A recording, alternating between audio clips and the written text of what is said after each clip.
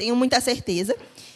Mas como temos pessoas novas, temos pessoas diferentes, vamos falar aqui hoje, tá? Primeiro eu peço que vocês abram já em Êxodo 7. A gente vai dar uma passeada aí, vai ser do Êxodo 7 até o Êxodo 12. E vamos falar um pouquinho sobre cada uma dessas pragas.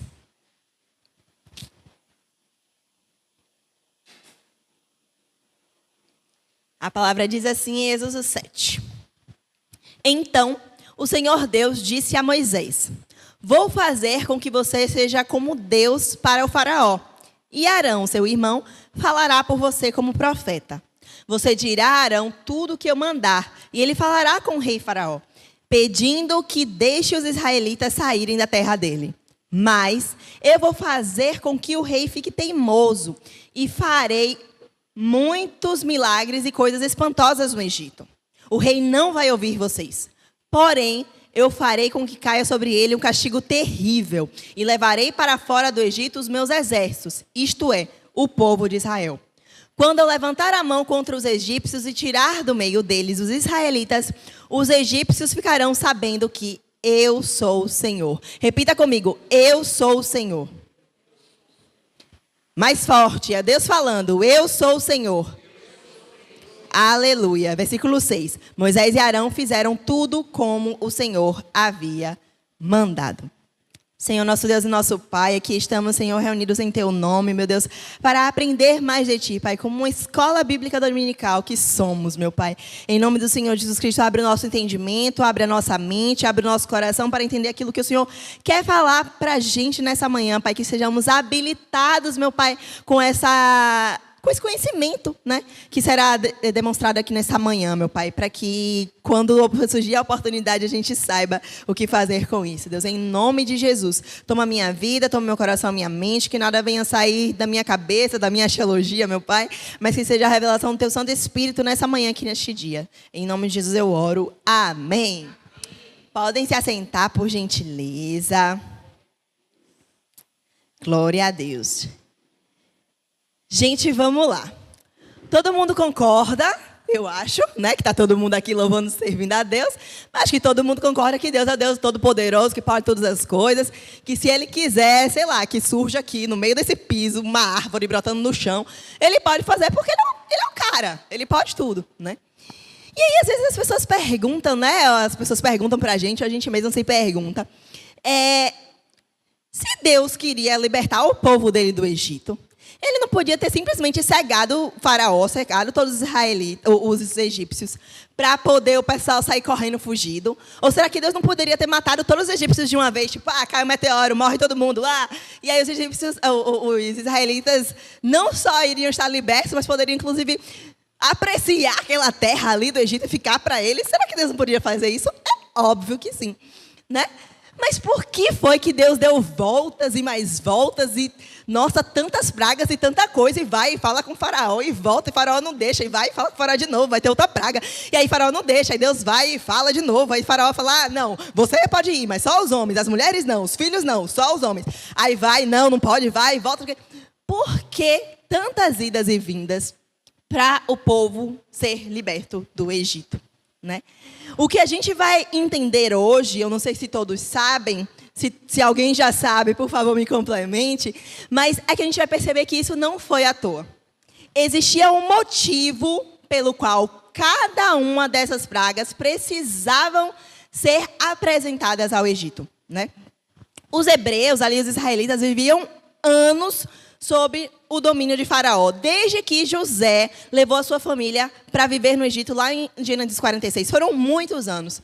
Então, obviamente, muitos hebreus nasceram, viveram imersos naquela cultura egípcia. Muitos desses hebreus possivelmente nem acreditavam mais no Senhor Deus de verdade, já estavam passando ali a acreditar nos deuses egípcios, já estavam começando ali a estar imersos naquela cultura e se impregnar naquela cultura egípcia. Então, Deus não queria simplesmente libertar o povo. Ele queria dizer para o povo, olha, essa verdade que os egípcios vivem não é a verdade. Existe uma verdade acima dessa. Existe um Senhor que é Senhor de verdade, que sou eu. Então Deus queria reafirmar o seu poder ali para os hebreus, para que eles passassem a acreditar no Senhor e deixassem de crer nos deuses egípcios. E também era uma oportunidade para os egípcios verem quem era o Deus de verdade, né? Então essas pragas, elas não foram aleatórias. Cada uma delas tem uma justificativa. E é sobre isso que nós vamos falar hoje. Então vamos lá. A primeira praga está em Êxodo 7, versículo 14. Que é quando as águas se tornam em sangue. Êxodo 7,14 diz assim: Disse o Senhor a Moisés: O coração de Faraó está obstinado. Recusa deixar ir o povo. Vai ter com Faraó pela manhã. Ele sairá às águas, estarás à espera dele na beira do rio. Tomarás na mão um bordão que se tornou serpente, e lhe dirás: O Senhor, o Deus dos hebreus, me enviou a ti para te dizer: Deixa ir o meu povo, para que me sirva no deserto. E até agora não tens ouvido. Assim diz o Senhor: Nisto saberás que eu sou o Senhor. Com este bordão que tenho na mão, ferirei as águas do rio e se tornarão sangue. Os peixes que estão no rio morrerão e o rio cheirará mal. E os egípcios terão nojo de beber a água do rio. A transformação da água do rio Nilo, né, em sangue, ele matou todos os peixes, né, que viviam ali. Não só na água que estava no rio, mas toda a água que havia sido guardada, represada, que estava em vasilhas, também foram transformadas em sangue e se tornaram impróprias para beber, né? Mas por que essa praga? O rio Nilo não era simplesmente um rio, não era, é uma água para os egípcios. O rio Nilo para os egípcios era considerado um deus, que era o deus Hapi. Era de fato uma divindade, era adorado. O Hapi era um dos deuses mais importantes do Egito, pois a sua influência estava diretamente ligada à prosperidade. O rio Nilo era a principal fonte de vida na região e suas cheias anuais garantiam terras férteis para a agricultura e, consequentemente, para a sobrevivência daquele povo ali. Então, como o Deus, né, o Deus Nilo, né, ele não dava aquele rio, aquele momento ali trazia prosperidade, porque a água gera é o que precisa para a agricultura, né? Você precisa regar ali as plantas para ter uma boa colheita. Então, o deus Hapi era considerado o deus da abundância e da fertilidade. Esse rio, o rio Nilo, ele é uma importante fonte de água para a região, que é predominantemente desértica. Deixa eu ver aqui. Cadê? Pronto. Tem uma fotozinha aí do rio Nilo, né? Ele proporciona água para beber, agricultura, a higiene e o transporte ali através da navegação. Porque esse rio, aqui dessa figura à esquerda, ele é um rio gigante, é o segundo maior do mundo, com 6.650 quilômetros desde que ele nasce até onde ele deságua, que é no mar Mediterrâneo, passando por 10 países, um deles sendo o Egito. E hoje em dia, essa região ali, ribeirinha do Rio Nilo, é uma das áreas mais densamente povoadas do mundo, né? Então, e esse aqui, do lado direito, é o que a figura, né, representada do deus Hapi, o deus do Rio Nilo. Então, se vocês perceberem aqui, esse deus, ele tem uma barriga bem proeminente aqui, né, uma barriga grande, e seios fartos, que era o simbolismo ali da abundância, né? E ele tem esses tons aí de azul e verde, porque eram cores ligadas à água e à vegetação. Então, ele era considerado um deus benevolente e essencial ali para a cultura e para o equilíbrio do Egito. O Senhor Deus, entretanto, dominou o rio e mostrou ali que todas as águas era o Senhor quem tinha poder sobre elas, né? Para destruir, para transformar toda a forma de vida no Egito. Então, aquilo que os egípcios consideravam, acreditavam ser a fonte da vida e de fertilidade, né, na verdade, se transformou ali em um rio de morte, porque todos os peixes morreram naquele rio. Toda a vida que ali existia morreu, né? Então, foi Deus se mostrando ali, ó, esse Deus que você serve, esse Deus aí que você diz que é o rei do Rio Nilo, que traz... Não, ele não está com nada. Sou eu que estou acima disso. Sou eu quem mando no Rio Nilo. Eu sou o Deus Todo-Poderoso. Né?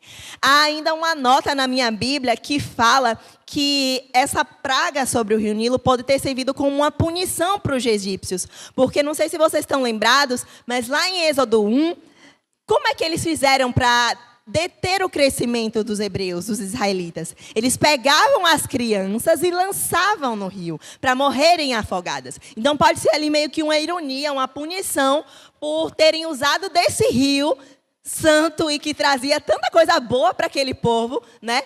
Como uma punição, um castigo pelo povo israelita ter perdido os seus bebês. Alguma dúvida? Algo a complementar? Já ouviram falar algo sobre? Totalmente novo? Diferente, né? Agora vamos para a segunda praga, a praga das rãs. Está lá em Êxodo 8, versículo 1.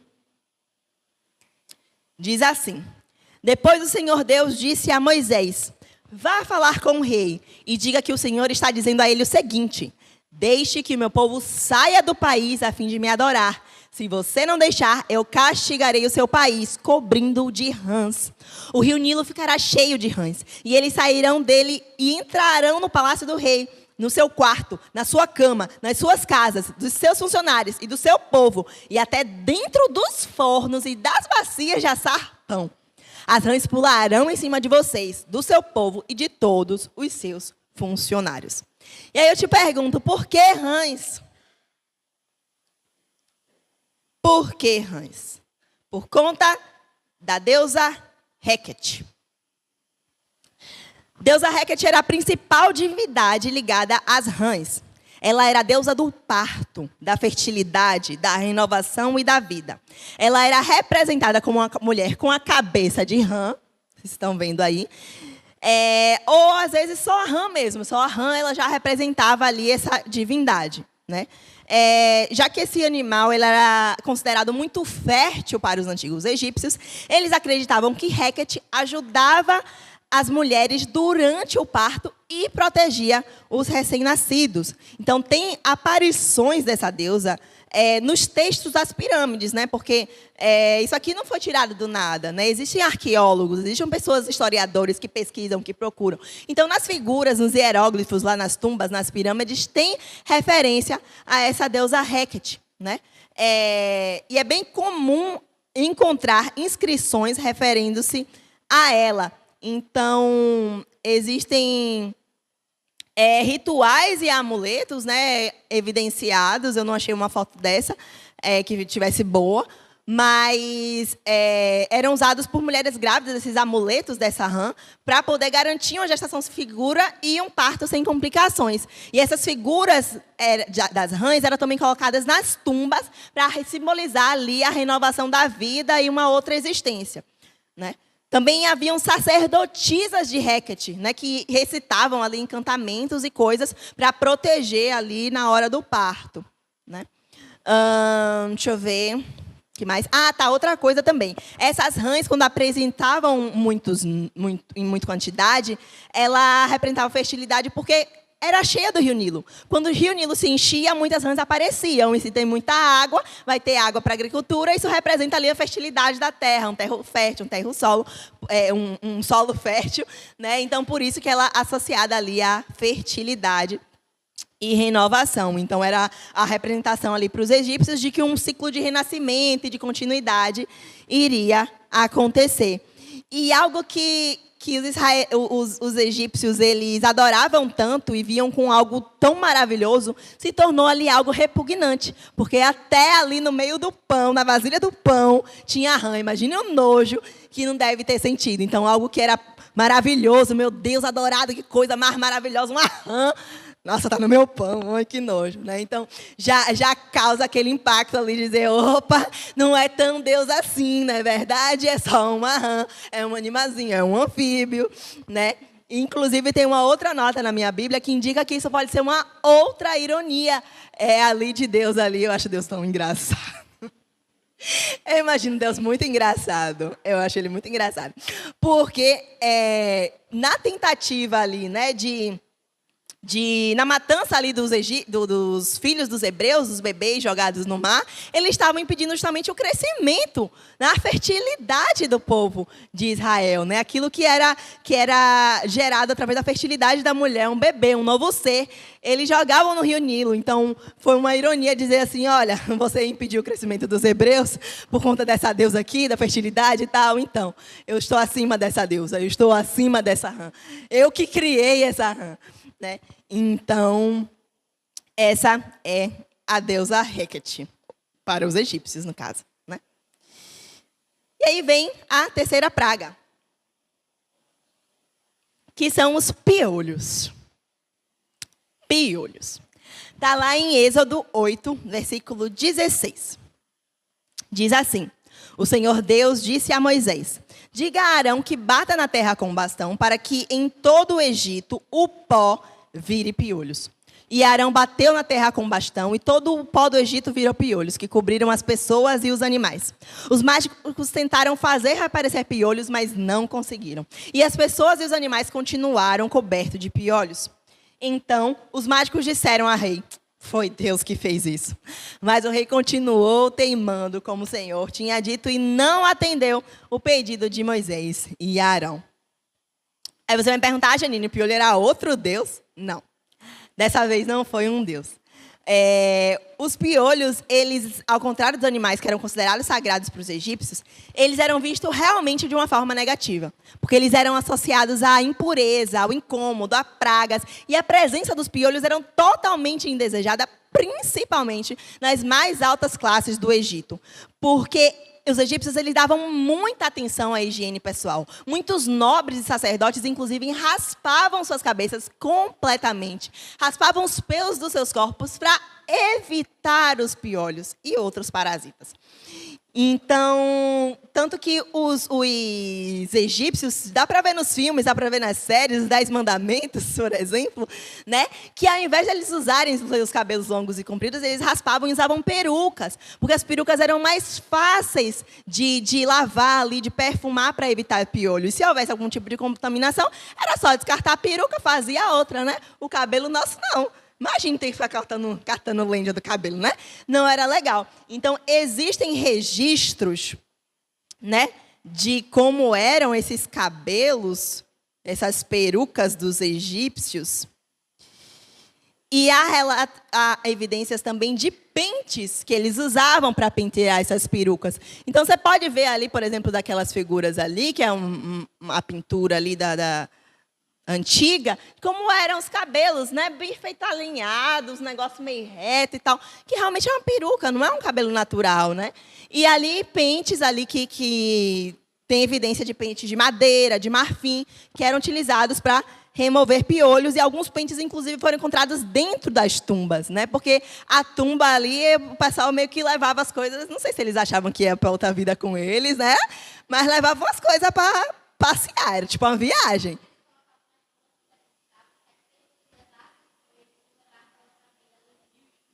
Pronto, isso aí, a Dayana já confirmando aí que é isso mesmo, né? Era a mala deles, né? Eles faziam uma mala, vamos comigo pro submundo. Era meio que isso. Então, a gente vê, né, que nos filmes e tudo, os egípcios carecas, de peruca, para que tudo ali fosse o mais higiênico possível, que era uma cultura totalmente diferente da cultura egípcia, né? A gente vê na Bíblia uma relação de cabelo e de barba muito forte, muito ligada ali ao povo hebreu, né? Lá em Levítico 19, versículo 27, Levítico 19, versículo 27, diz assim, é uma instrução de Deus ali para o povo dele, depois que eles saíram do Egito, né? Está em Levítico. Não cortareis o cabelo, arredondando os cantos da vossa cabeça, nem danificarás a ponta da sua barba. Né? Um homem de respeito, um homem israelita de respeito, ele não cortava, ele usava a barba longa, a barba bonita, bem cuidada. Inclusive, a remoção da barba era considerada um castigo. Está lá em Isaías 7:20, né? Diz assim, naquele dia o Senhor vai contratar um barbeiro que vive na região que fica ao lado do rio Eufrates, isto é, o rei da Síria. Ele virá e rapará a barba, os cabelos e os pelos do corpo de todos. Então, era meio que uma punição ali, uma coisa que iria acontecer, uma coisa terrível, né? Rapar ali os pelos das barbas e tudo. Então, a relação de cabelo e barba com os hebreus era totalmente diferente, né? Inclusive, os homens eles só removiam a barba em caso de luto, né? Os hebreus, no caso, né? Que está lá em Isaías 15, versículo 2. Diz assim: os moradores de Dibom chorarão no lugar sagrado que fica no monte. Os moabitas chorarão a destruição das cidades de Nebo e Medeba. Em sinal de tristeza, rasparam a cabeça e a barba. Então, ali tirar a cabeça, tirar a barba para os israelitas era uma coisa totalmente diferente. Era luto, era tristeza, era... Não, para os egípcios não. Era uma questão de higiene aqui, para poder não pegar piolho, né? Então, o cabelo na religião judaica, na cultura judaica, ele tem um contexto ali totalmente diferente. Quem não se lembra de Sansão, né, que perdeu a sua força ali quando Dalila cortou o cabelo dele. Então, é uma relação completamente oposta, né? Mas para os egípcios, os piolhos representavam sujeira, praga, desconforto, né? Sendo indesejado tanto no plano físico quanto no espiritual, a todo custo, até porque levaram até o pente para o plano espiritual para poder tirar piolho, né? Então, quando Deus traz esses piolhos, ele está ali simbolizando castigo, impureza, dizendo, olha, todo esse cuidado, toda essa higiene, toda essa asepsia que vocês têm com seus corpos, não adianta nada, porque não é o que está fora, é o que está dentro, né? Então, eu fico até viajando aqui, se os hebreus estavam vivendo ali há tanto tempo dentro do Egito, será que eles não incorporaram essa cultura egípcia também? Será que eles não almejavam rapar os seus cabelos para poder usar a peruca? Será que eles não se imaginavam tirar aquilo ali que Deus teria, que Deus tem como uma conexão, como uma ligação com Ele, de suas cabeças, para poder cobrir as suas cabeças com a cultura de um outro povo, né? Será que no trazer os piolhos não foi para Deus balançar com isso e dizer, opa, não é porque ele está usando peruca que ele é mais limpinho, ele sofre com piolho, né? Então, a gente precisa ver as coisas ali de uma forma mais ampla, né? Não é piolho porque é piolho, porque piolho, só piolho? Não, tem um motivo, tem um porquê. Deus queria ali abalar as estruturas, a base da cultura, as convicções das pessoas. É isso. Agora, vamos para a quarta praga, que são as moscas. Está em Êxodo 8, 20. Essa aqui, para mim, foi totalmente nova. Essa aqui eu nunca tinha escutado falar. As outras eu até já tinha mencionado, mas quando eu pesquisei, eu falei assim, meu Deus! Mas está lá em Êxodo 8, 20, diz assim, o Senhor Deus disse a Moisés, amanhã cedo, quando o rei for à beira do rio, vá falar com ele e diga-lhe que eu, Senhor, digo o seguinte, deixe que o meu povo saia do país a fim de me adorar. Se você não deixar, eu mandarei moscas para castigar você, os seus funcionários e o seu povo. As casas dos egípcios ficarão cheias de moscas, e o chão ficará coberto com elas. Mas, naquele dia, separarei a região de Gósen, onde mora o meu povo, para que ali não haja moscas. Assim, você ficará sabendo que eu, o Senhor, estou aqui neste país. A praga das moscas foi a primeira praga que Deus fez de extinção entre os egípcios e os hebreus, porque até então todo mundo havia sofrido com as pragas, né? E o que era a mosca para os egípcios? As moscas, elas simbolizavam coragem e bravura. Exatamente por isso. Porque, apesar de serem vistas ali como os insetos incômodos, a mosca, ela impressionava por sua insistência e determinação. Vocês já tentaram matar uma mosca, gente? É dificílimo matar uma mosca. Ela aparece, ela finge que está lá parada. Aí você chega ali para matar, até com uma raquete que for. Quando você está perto, ela voa. Mosca, você não estava aqui agora? Voa. E elas vêm assim e dá agonia. Você está comendo, ela fica lá tentando vir. Aí você abana, não entra no copo do meu suco. Aí ela não está, né? Aí daqui a pouco ela volta. Aí você abana de novo, aí ela volta. É muita persistência.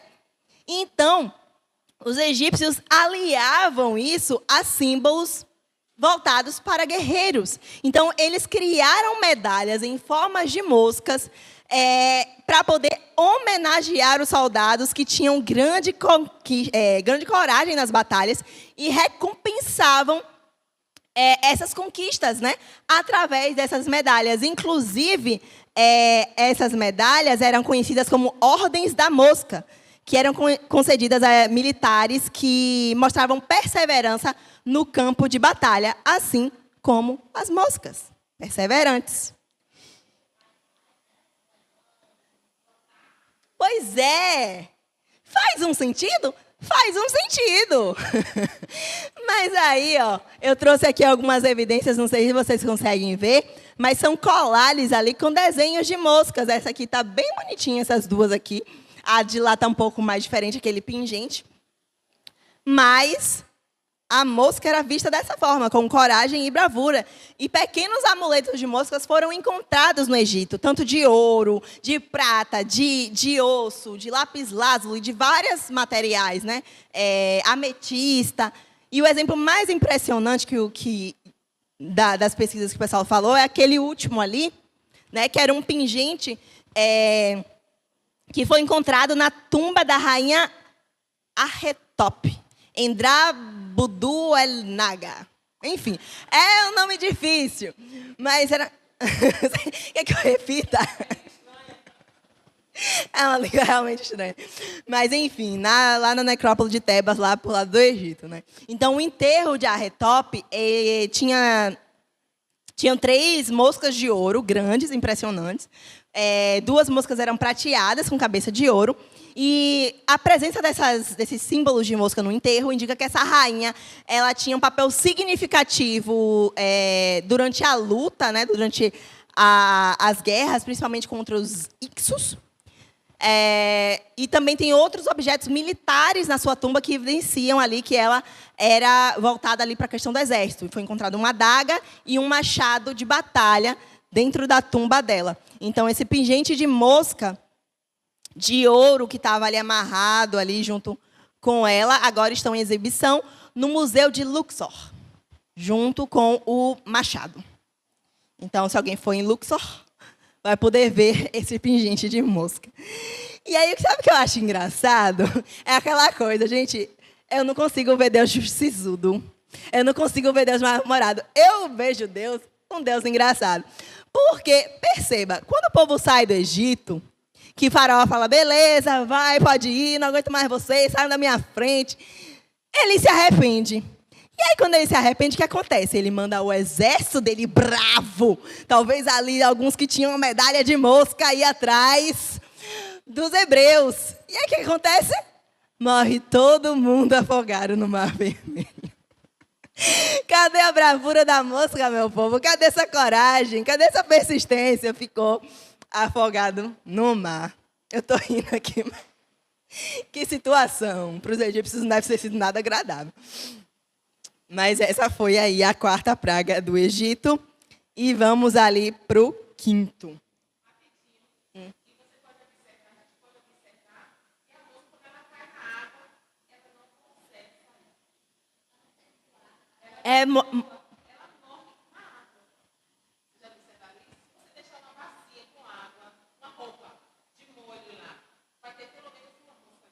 É verdade.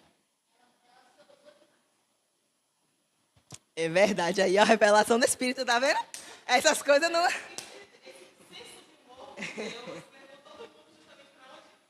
Pro mar. Cara, nossa. Forte, hein? Forte. Mas faz sentido, faz sentido. Mas vamos lá para o 5º. A 5ª praga, que foram as pestes nos animais, a matança no gado. Né? Diz assim em Êxodo 9, versículo 1. O Senhor Deus disse a Moisés, vá falar com o rei e diga que o Senhor, o Deus dos hebreus, diz o seguinte, deixe que vá o meu povo, saia desse país a fim de me adorar. Pois, se você não deixar e continuar impedindo que ele vá, eu o castigarei com uma doença terrível, que atacará todos os seus animais, isto é, cavalo, jumento, camelo, gado, ovelha e as cabras. Farei diferença entre os animais dos israelitas e dos egípcios, e não morrerá nenhum animal dos israelitas. Mais uma vez, houve uma distinção ali entre os animais dos egípcios e os animais dos israelitas, né? E tinha acabado de acontecer, pelo menos na trajetória da Bíblia, a gente não sabe, né? Se de uma praga para outra se levou um dia, 2 dias, uma semana, a gente não tem essa noção. Mas pela leitura, a gente vê que tinha acabado de acontecer uma conversa, um diálogo entre Moisés e Faraó, falando sobre justamente o sacrifício dos animais dos hebreus para Deus, né? Tá lá em Êxodo 8:25, diz assim: então o rei chamou Moisés e Arão e disse: vão oferecer sacrifícios ao seu Deus, porém façam aqui mesmo no Egito. Moisés respondeu: não, isso não vai dar certo, porque os animais que nós oferecemos em sacrifício ao Senhor nosso Deus são sagrados para os egípcios. Se eles virem a gente matar os animais que eles adoram, com certeza nos matarão a pedradas. Então, o faraó tinha acabado de dizer, negar ali que o pessoal fosse sacrificar seus animais, e do nada, aqui, todos os animais que estavam ali no campo dos egípcios foram mortos, foram sacrificados por conta da dureza do coração de Faraó, né? Então, aqueles deuses que eram sagrados para os egípcios foram, mais uma vez, derrotados. E aí tem vários deuses relacionados ao gado, né, a animais em geral, né? Eu trouxe aqui 3 exemplos. O primeiro, esse aqui é o deus Khnum, que seria o Deus, né, que criou o homem através de uma roda do oleiro, modelando o homem a partir do barro. Olha só, pouco criativo, né? Eu já vi essa história em algum lugar. E vocês percebem que esse Deus Khnum, ele tem uma cabeça de carneiro. O carneiro, esposo da ovelha, o macho da ovelha, né? Então, vocês imaginam ali se Moisés falasse: beleza, então vamos adorar aqui dentro do Egito mesmo. Me traga aí uma ovelha, me traga um carneiro aqui para matar o Senhor. No meio dos egípcios. Imagina, isso ia dar certo, minha gente? Não ia dar certo, né? Pois é, imagine matar o Deus do cara, dos lados do cara. Que absurdo, né? Então, ele era esse Deus Khnum, ele era associado ao Rio Nilo também, porque meio que todos os deuses ali, eles tinham uma relação com esse rio, né? O rio que traria ali a abundância, a prosperidade. Durante o período grego e romano, carneiros eram mumificados com máscara de ouro e colocados dentro dos sarcófagos de pedra na Ilha Elefantina. Isso está lá em um livro que é Himmler, é um livro de 2010, na página 104, né? E isso era feito na Ilha de Elefantina, porque essa Ilha de Elefantina era o principal centro de adoração a esse deus Khnum. Deixa eu ver o que mais aqui. Pronto, o Deus Khnum é isso.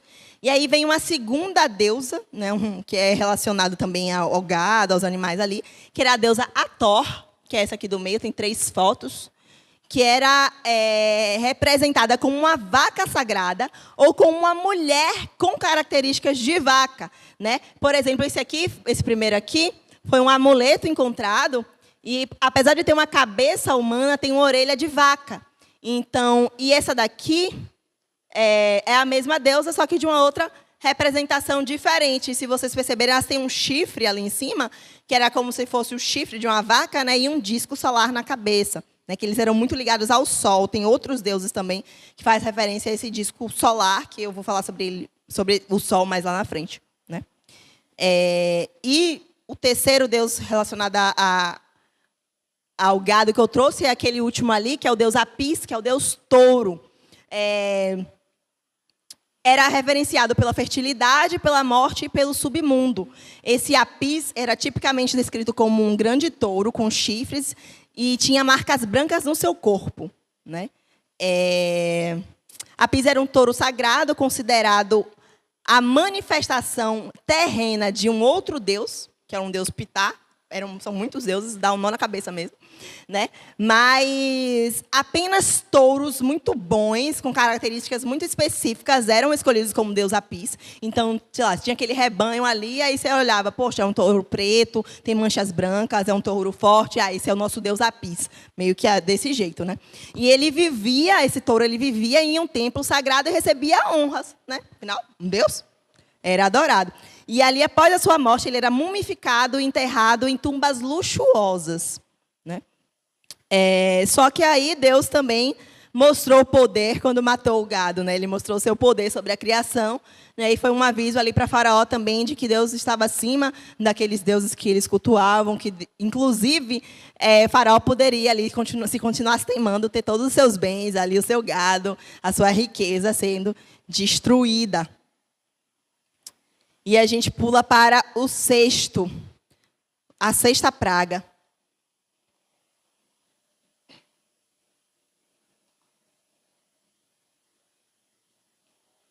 Está em Êxodo 9, versículo 8. Então, o Senhor Deus disse a Moisés e a Arão: pegue punhados de cinza de um forno, e que Moisés jogue essa cinza para o ar diante do rei do Egito. Ele se espalhará como um pó fino sobre toda a terra do Egito, e em todos os lugares a cinza produzirá tumores, que se abrirão em úlceras nas pessoas e nos animais.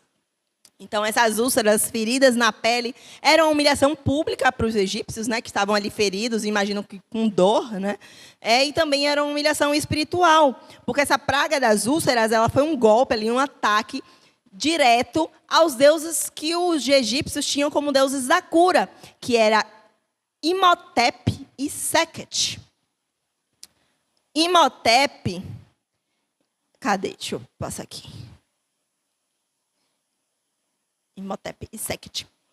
Imhotep era um deus associado à medicina e à cura, e Sekhet era uma deusa guerreira e curadora. A incapacidade dos sacerdotes e dos deuses egípcios de impedir a cura, ali, quando as úlceras brotavam, representava ali realmente um desafio ao poder desses deuses, né? Então, estavam todos sobre uma divindade muito maior. Imhotep, esse daqui, ele era uma pessoa diferente dos outros deuses. Ele nasceu em 2655 a.C. e morreu em 2600 a.C., né? Ele foi um polímata egípcio. Alguém sabe o que é um polímata? Polímata se juntar poli, vem de muitos, o mata, acho que vem de conhecimento. Então, polímata é aquele que sabe de muitas coisas, que tem muitos conhecimentos. A gente costuma ver até na escola, né? Sei lá, Pitágoras. Pitágoras foi o quê? Foi filósofo, foi físico, foi matemático e fulano. Foi o quê? Às vezes a pessoa tinha vários conhecimentos, né? Eu dei o exemplo de Pitágoras agora, mas foi só um exemplo mesmo, que eu não me lembro de tudo que ele era. Mas esse Imhotep, ele foi o primeiro arquiteto, engenheiro e médico da história registrada. Ele também foi referenciado como filósofo e um dos poucos egípcios ali que foram elevados a esse nível de Deus após a sua morte. Imhotep, ele morreu antes do nascimento de Hipócrates, que hoje, na atualidade, é considerado como o pai da medicina. Mas 100 anos após a morte de Imhotep, ele foi considerado um semideus, ali relacionado à cura e à medicina, por conta do conhecimento que ele tinha. E 2000 anos depois, ele foi elevado a essa categoria ali de Deus. Então, Imhotep era considerado, de fato, um deus. Então, ele foi o primeiro herói nacional do Egito. Ele tinha um templo que foi considerado o primeiro hospital da humanidade. E ele foi idealizador da primeira pirâmide do Egito. Então, o cara era inteligente. Meu... Palmas, Imhotep. Esse cérebro aí, querido. Estamos precisando de um cérebro assim, que saiba de várias coisas. Mas é isso, né? Ele também tem uma parte mais mística voltada a Imhotep, né, que ele deixou os primeiros mapas das constelações, tem aquela ideia ali de energia vital, alinhamento de chakras também, que é um pouco voltado para ele, porque os textos e ensinamentos dele, eles foram passados ali ao longo do milênio e serviram de base para outros conhecimentos, né, que, tipo assim, o Illuminati, o maçom, vem um pouco ali dos ensinamentos do Imhotep, tá? Já Sekhet já é uma figura realmente mais totalmente mística, né? Ela era uma deusa da guerra e da destruição, mas também tinha um aspecto curador, que era associado à cura e à medicina, né? E por isso era vista como uma divindade de cura, né? Capacitada aí para curar doenças, principalmente aquelas que tinham a ver com febre alta. Porque ela tinha uma ligação muito forte com o calor, mas ela era capaz ali de ter um controle sobre a energia vital, a capacidade de restaurar o equilíbrio entre a vida e a morte. Então, em tempos de epidemia, de doenças, assim, os egípcios eles rezavam para essa deusa Sekhet, para que elas curassem ali, né, em meio à sua fúria, ela curasse ali o pessoal, né?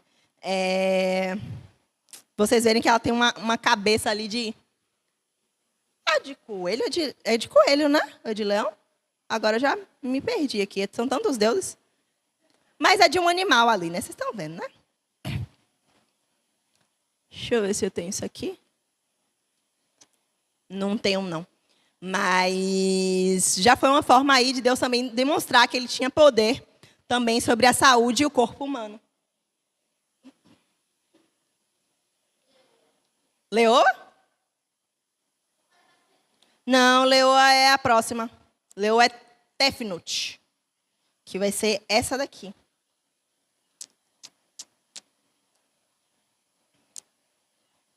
Essa daqui, que tem a ver... Não sei. Vamos lá. A sétima praga foi a chuva de pedras, né, ou granizo, em tempos de hoje. Está lá em Êxodo 9, versículo 15, que diz assim: se eu tivesse atacado você, isso é Deus falando, tá? Se eu tivesse atacado você e o seu povo com doenças, você já teria sido completamente destruído. Mas estou deixando que você viva para mostrar a você o meu poder e para fazer com que o meu nome seja reconhecido no mundo inteiro. Aqui é o objetivo de Deus, tá vendo? Não foi aleatório. Versículo 17. Você ainda anda orgulhoso e não quer deixar o meu povo ir. Porém, amanhã, a esta hora, eu vou fazer cair uma chuva de pedra tão forte como nunca houve igual em toda a história do Egito. E essa praga desafiou principalmente a deusa Tefnut, que era associada ali à natureza e ao clima. Também tem outros lugares que chamam de Tefnet, né? E que é geralmente representado aí por uma mulher de cabeça de leão e esse disco aí, um disco solar na cabeça, também se referenciando ao sol, que é um outro deus, né? Essa deusa ela era principalmente ligada à chuva e à umidade, né? Então, se choveu pedra, né, já está realmente ali ligado com essa Tefnut, né? E a incapacidade dos deuses de impedir essa praga aos egípcios. Afinal, o granizo ele teve o poder ali de destruir a plantação. Então, ali, essa deusa, né, da umidade, da chuva, não foi capaz de proteger os egípcios da chuva de granizo que destruiu ali os egípcios.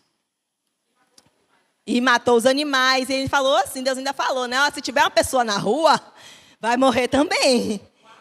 Guarde todo mundo.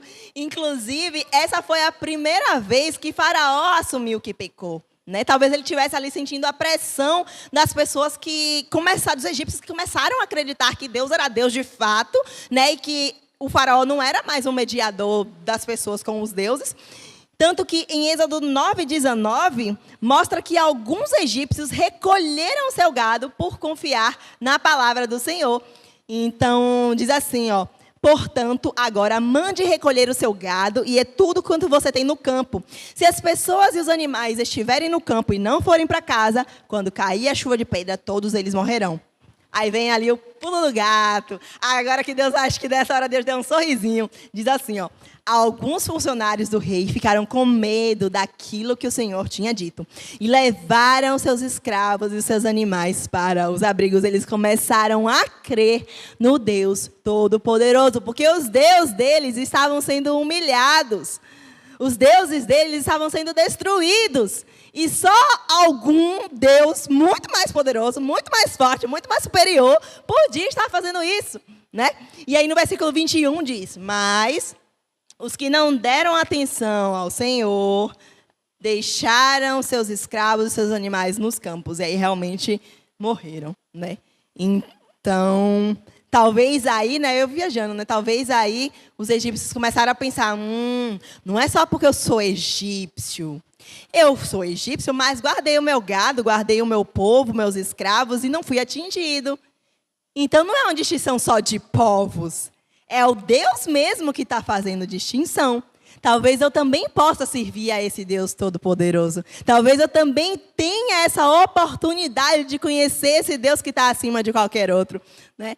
E aí as coisas começaram a ficar interessantes. Vamos para o... Depois de 7 pragas, acho que já dava para começar a acreditar realmente, né? Oi.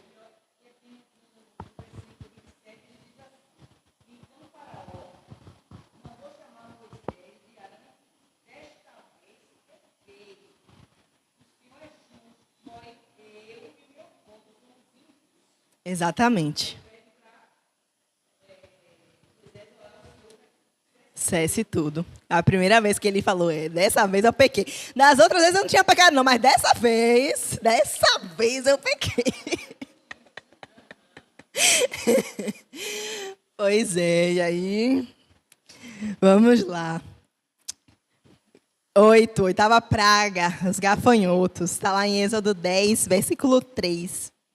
Diz assim: Moisés e Arão foram falar com o rei do Egito e lhes disseram: o Senhor, o Deus dos hebreus, diz isso. Até quando você vai continuar não querendo se humilhar diante de mim? Desde que meu povo saia do país a fim de me adorar. Senão, amanhã eu vou trazer gafanhotos para o seu país. E o chão não poderá mais ser visto, pois eles cobrirão a terra do Egito. Eles comerão tudo que a chuva de pedra não destruiu, e até as árvores que sobraram. Eles encherão as suas casas, as casas de todos os seus funcionários, de todo o seu povo. E essa desgraça será maior do que tudo que seus pais e seus antepassados já viram, né? Os gafanhotos, eles também não eram deuses, tá? Os gafanhotos, eles também não eram bem-vindos, né? Só que eles comeram todo o alimento que os egípcios ainda tinham nos campos. E se não tinha mais alimento, não poderia mais ter colheita. E se não poderia mais ter colheita, o deus avalado ali na cultura egípcia era o deus da colheita, que era Osíris. Cadê Osíris? Esse verdinho aí. Osíris era o deus ali da vegetação, da agricultura, né? Ele tem um papel muito amplo na cultura egípcia. Esse deus Osíris é associado a várias coisas, mas nesse contexto aqui a gente vê nessa questão da agricultura, de trazer ali para o Egito um simbolismo de terra fértil, né? E de acordo com a mitologia egípcia, Osíris ensinou os egípcios a agricultura, o cultivo de plantas, né? E era um símbolo também de morte e ressurreição. E aí eles olhavam da seguinte forma, né? Existe o ciclo da vida, né? A colheita que cresce, que morre, que vai crescer de novo, esse ciclo. Então, eles faziam essa associação aí de renovação no ciclo das colheitas. Mas também ele era um deus do submundo, enfim, eles eram associados a várias outras coisas, né? E, nesse momento, as pessoas já clamavam a Faraó que libertasse o povo. Eles não estavam mais fazendo, vou garantir o meu aqui, porque não ia dar certo. O negócio estava estreitando, estava ficando complicado. E aí, em Êxodo 9, 7, os funcionários clamavam, né? Eles falaram assim, então os funcionários do palácio disseram ao rei: até quando esse sujeito... Não estava mais chamando de Faraó, né? Até quando esse sujeito vai ser um perigo para nós? Ah, não, aqui estava falando de Moisés. Desculpa. Até quando esse sujeito vai ser um perigo para nós? Deixe que os homens vão embora para adorarem o Senhor, o Deus deles. Por acaso o Senhor não sabe que o Egito está arrasado? Você não está vendo, Faraó, que está tudo destruído e você continua com esse seu coração duro? Nossos deuses estão sendo reduzidos a pó e você continua sem deixar esse povo ir? Deixe que vá, né? E aí foi isso. Vá com Deus. Vá com Deus. E aí os gafanhotos realmente invadiram tudo, destruíram tudo. E aí Deus falou, a colheita é minha. Fui eu que criei lá nos 7 dias, nos 6 dias lá, o mundo. E a colheita fui eu que criei. As plantas fui eu que criei. Enfim. E a gente vai caminhando aqui agora para a 9ª praga, que foram as trevas. Essa daqui, eu acho que eu percebo que Deus faz um crescimento, né? Ele começa as coisas assim, aí piorando, vai piorando, vai piorando, vai piorando. Essa 9ª praga, Deus destruiu ali o principal Deus dos egípcios, né? Em Êxodo 10, 21, diz assim: Então o Senhor Deus disse a Moisés: Levante a mão para o céu, a fim de que em todo o Egito haja uma escuridão tão grossa que possa até ser tocada. Moisés levantou a mão para o céu e durante 3 dias uma escuridão cobriu todo o Egito. Os egípcios não podiam ver uns aos outros e naqueles dias ninguém saiu de casa. Porém, nas casas dos israelitas havia claridade. E que Deus era esse? Era o Deus Ra, que era a principal divindade adorada no Egito.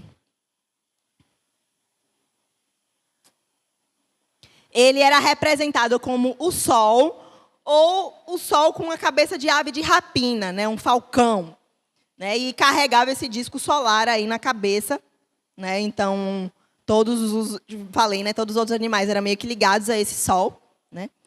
E o que é que a mitologia diz, né? Por que esse Deus Ra era tão importante? A mitologia egípcia ela diz assim: que todas as noites havia uma serpente chamada Apófis, que era ali o principal inimigo dos egípcios, e todas as noites essa Apófis ela ressuscitava, né? E aí o que acontecia? O Deus Ra, né, se juntava ali com todos os outros deuses, e Osíris, e fulano, e cicrano, e ia todo mundo para o submundo dos mortos para poder duelar com a serpente Apófis e matá-la. Então, durante a noite, vamos lá. Se eu tenho um exército protegendo a minha casa, e todo o exército vai duelar em outro lugar, o que acontece com a minha casa? Fica desprotegida, fica desguardada. E foi assim que os egípcios se sentiram durante 3 dias, quando havia uma escuridão. Né? Imagine, no meio do dia, você está lá e do nada um eclipse. Ficou escuro. Ai, meu Deus, a Apófise ressuscitou. A Apófise ressuscitou, Ra foi lá brigar com ela, discutir, guerrear. Estou sozinho e agora... Né? Imagine o desespero, uma escuridão tão densa que os egípcios podiam tocar nela. Imagine o desespero que eles ficaram, né? E de fato, não era o Deus Ra, era o Deus Senhor Todo-Poderoso que estava ali, que fez o céu e os lumiares para o dia e para a noite, mostrando que Ele tem o poder de todas as coisas, para a glória do seu nome. Por último veio a morte dos primogênitos. Eu achei que ia demorar mais, Dai, que eu gosto de falar, mas aí, ó, nem foi tão demorado. Quase no 10h40 para poder pro de volta para casa. Êxodo 11:4 diz assim: Então Moisés disse ao rei: O Senhor Deus diz: Perto da meia-noite, eu vou passar pelo Egito. E no país inteiro morrerá o filho mais velho de cada família, desde o filho do rei de Faraó, que é herdeiro do trono, até o filho da escrava que trabalha no moinho. Morrerá também a primeira cria dos animais. Em todo o Egito haverá gritos de dor, como nunca se houve antes e nunca mais haverá. O filho ele é importante para todo mundo que é pai, eu imagino, né?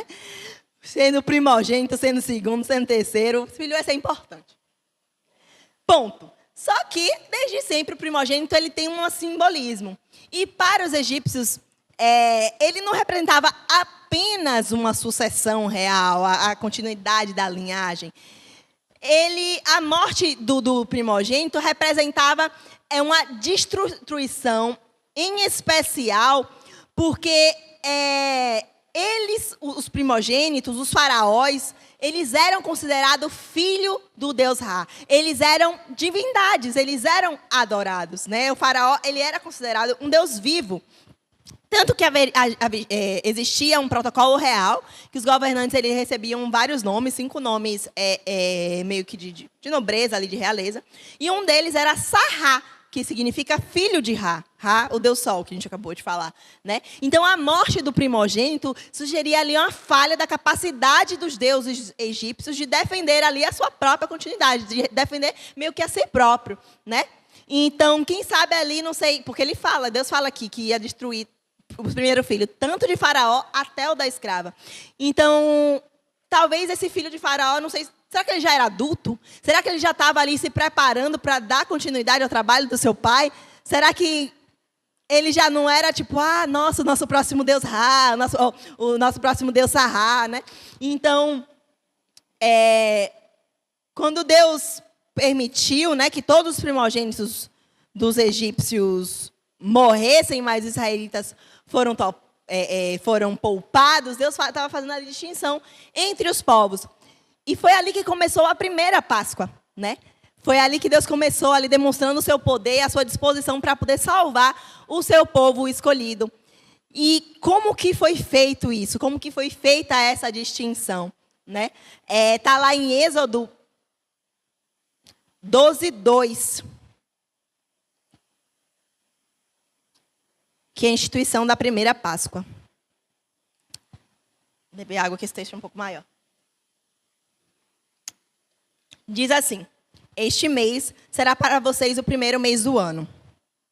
Diga a todo o povo israelita o seguinte: no dia 10 deste mês, cada pai de família escolherá um carneirinho ou um cabrito para a sua família, isto é, um animal para cada casa.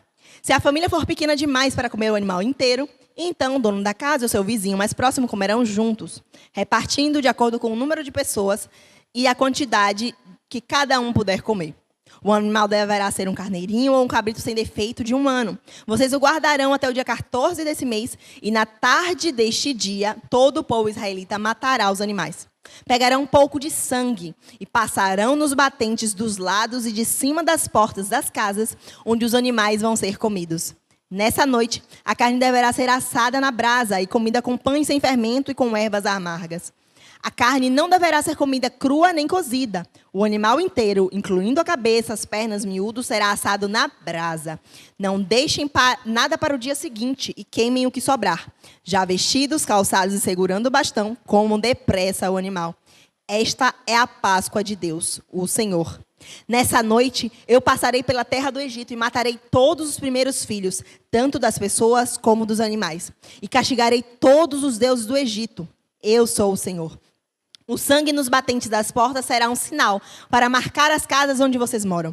Quando estiver castigando o Egito, eu verei o sangue, e então passarei por vocês sem parar, para que não sejam destruídos por essa praga. Comemorem esse dia como uma festa religiosa para lembrar que eu, o Senhor, fiz isso. Vocês e seus descendentes devem comemorar a festa da Páscoa para sempre.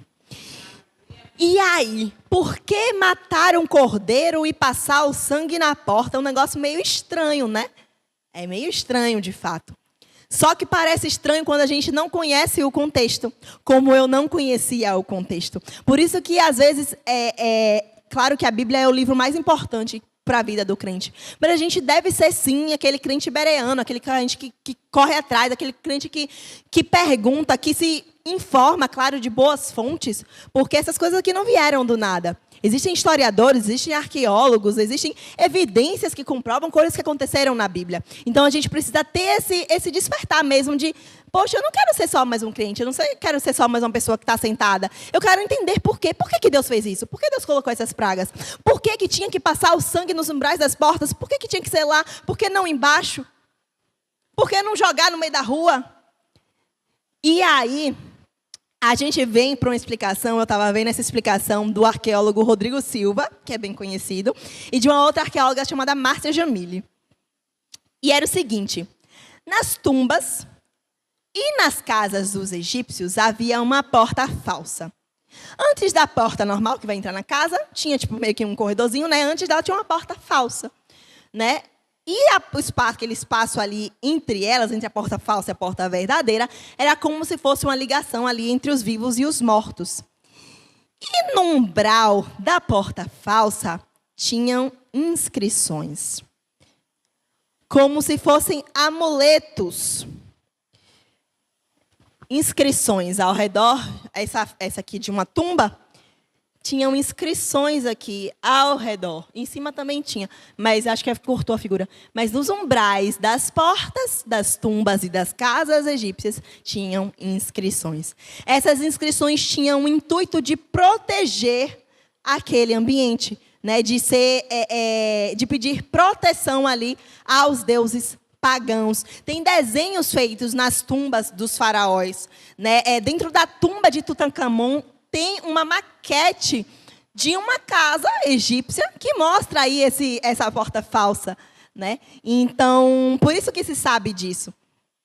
E muitos hebreus, a gente já fala, né, que, poxa, os hebreus passaram por muito tempo ali junto com os egípcios. Muitos hebreus, eles pegaram essa cultura dos egípcios. Talvez alguns hebreus que já moravam em tijolos colocavam essas inscrições nos umbrais de suas portas para pedir ali a proteção dos deuses pagãos. E aí o que é que Deus fala? Mate um carneirinho, pegue um sangue, cubra as inscrições, porque a proteção que você está pedindo aos deuses pagãos, sou eu quem vou dar. Cobrir os umbrais das portas com sangue representava que algo estava acima daquilo, que as pessoas estavam se negando a acreditar que não queriam mais a proteção daqueles deuses pagãos. E aí, por isso que foi feito dessa forma. E ao longo do tempo, a Páscoa ela foi sofrendo algumas mudanças, principalmente quando a gente vem para o Novo Testamento, com Cristo, ele sendo o próprio Cordeiro. Por isso que hoje não se come mais a carne do Cordeiro, nas Páscoas, o pão e o vinho, porque Deus é o próprio Cordeiro. Mas as coisas começaram a mudar, e hoje... Até hoje, a forma como a cultura judaica ela pede ali a proteção do Senhor é através da mezuzá, que fica também ao lado da porta, que é ali dentro ele tem um pergaminho com o resumo da lei, que é colocado ali nas casas judaicas. Tem um motivo pelo qual ele é tortinho. O pastor Edmilson já falou sobre isso, eu não me lembro. Não me lembro mesmo, mas eu fiquei tentando puxar na memória, não consegui me lembrar. Mas que ficam aí na porta das casas judaicas para lembrar ali do Senhor. E tem até meio que antes das pessoas entrarem na casa, acho que na saída, beija a mezuzá, como uma forma ali de reverência ao Senhor, Então, pedindo proteção a Deus. Então é isso, pessoal. A aula de hoje ele teve como objetivo nos fazer entender que nada é por acaso, Tudo tem um propósito no que o Senhor faz, E nos habilitar para que a gente possa responder as perguntas, porque vai que um novo convertido pergunta para a gente. Mas por que Deus demorou tanto, gente, de sair do Egito, matou gente, as criancinhas foram mortas. Calma lá, que primogênito não é só criancinha, pode ter que primogênito adulto também, Mas, nossa, por que tanta coisa? E aí a gente vai estar habilitado para poder responder que, olha, não bastava só libertar. Não era só arrancar o povo de lá, era preciso ter um resgate além de físico, era preciso ter um resgate espiritual. Era possível mexer com a crença das pessoas, era preciso fazer com que as pessoas reconhecessem a soberania do Deus, do nosso Deus, Deus vivo, Deus de Israel. E mesmo assim, Deus mexendo com toda essa estrutura, Deus fazendo com que os deuses egípcios fossem derrotados, reduzidos a pó. Ainda assim, quando o povo estava lá no meio do caminho, resolveram fazer o bezerro de ouro? Imagine se não fosse dessa forma, Até hoje, nos dias de hoje, nós adoramos e idolatramos tantas coisas no lugar do nosso Deus. Ainda hoje, nos dias de hoje, sabendo tudo isso, a gente ainda coloca tantas coisas à frente. Não vou ler a Bíblia porque eu preciso ir para o trabalho. Eu tenho que fazer isso, eu tenho que fazer aquilo, eu tenho que cuidar da casa, eu tenho que não sei o quê. Eu esqueci de orar hoje, mas depois eu oro. Deus sabe como meu dia foi complicado. Porque não sei o quê, não sei o quê, não sei o quê. Quantos ídolos nós levantamos frentes ao nosso Deus? Imagina se não fosse assim lá no povo do deserto. Imagina se não fosse tão complicado para sair de lá. Mas aí já é ministração para um outro dia, eu encerro aqui. Glória a Deus, Senhor, por todas as coisas. Amém. Louvado seja o nome do Senhor.